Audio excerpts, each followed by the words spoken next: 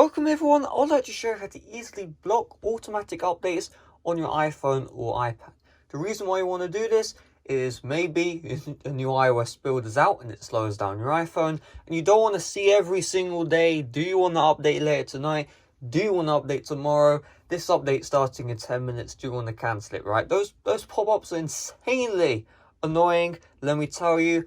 And I mean, if you block the auto updates, then you never have to worry about receiving those dumb pop-ups. So the first thing you want to do is we're going to open up settings, then we're going to find general, then we're going to find software update, and we're just going to wait for this page to load.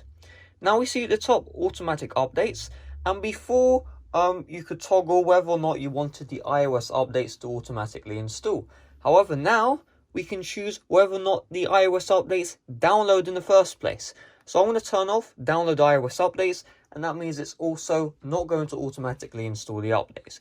And what this means is you're never going to have to worry about the pop-ups saying, oh, do you want to update to iOS 14.5? Do you want to update to iOS 15? Because if the iOS updates do not download, then you can't get pop-ups asking you to install it.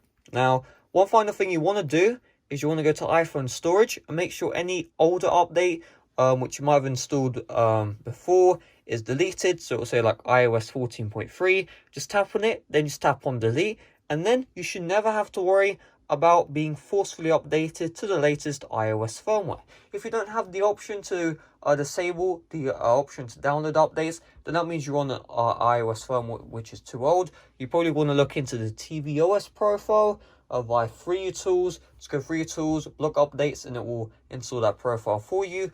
Or you could jailbreak and you could disable auto updates there. So hopefully this video helped you out. If it did, make sure to leave a like. See you guys later. Bye bye.